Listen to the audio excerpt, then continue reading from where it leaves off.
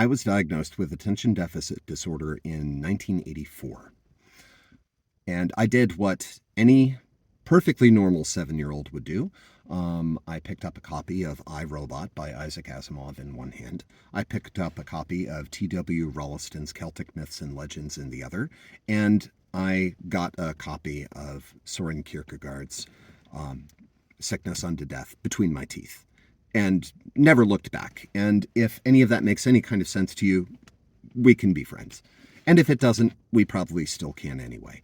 But those 3 books do tell you most of what you need to know to successfully engage me in very, very intense conversation for hours on end. Those ranges of literary interest have informed a thematic through line in most of my creative output, most of my media consumption habits, certainly my preferences, that took a while to put exactly a pin on. And that pin is the term, bear with me, there's some neologism in here, and we'll wander through some of the etymology. Disanthropocentric Xenosentience. Okay? Thematically, it is the moment in which we encounter an intelligence unlike our own that painfully jars us out of the presumption that our perspective is the center of the universe, despite the fact that that is the perspectival bias that our senses inform.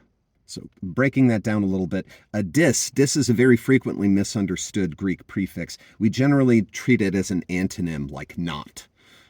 However, that's not really what it means. Dis is more analogous to a pained rejection of, rather than just a flat-out rejection of. We take the term disease, for example, and if we went with the antonym, it's just unease. Well, there are lots of circumstances in which I feel unease, and that is not analogous to disease. That's not the same experience. But you take the actual root and you add this pained element, and you wind up with something that means more like, I need to take a nap, and it really hurts.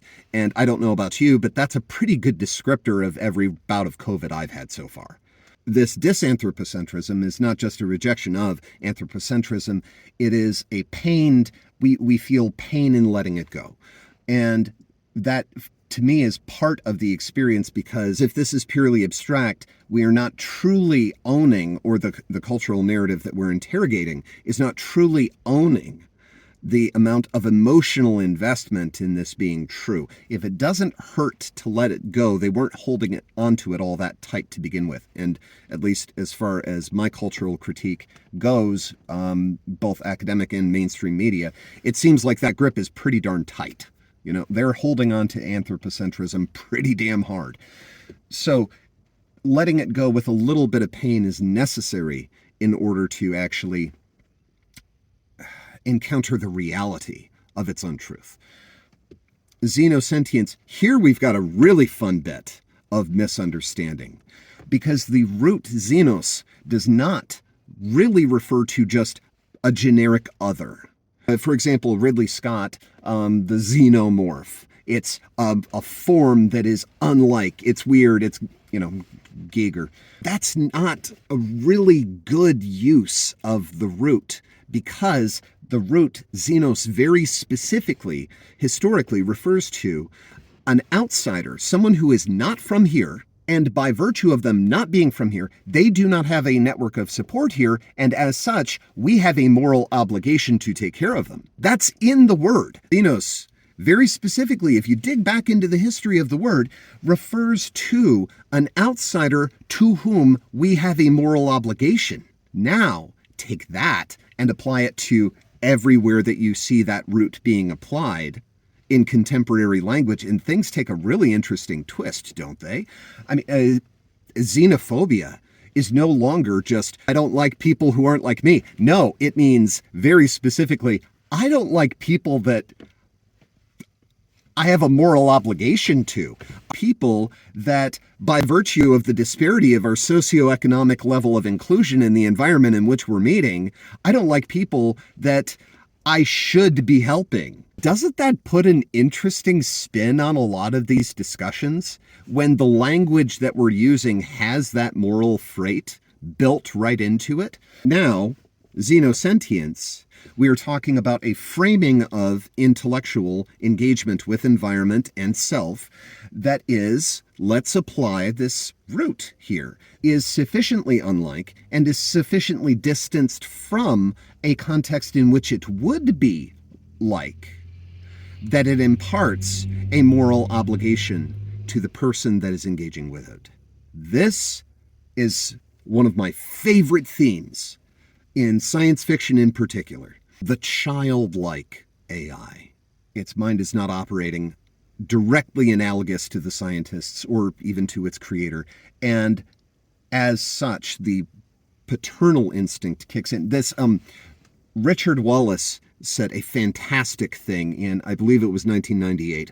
An interviewer asked him kind of the Terminator question, the standard Terminator question.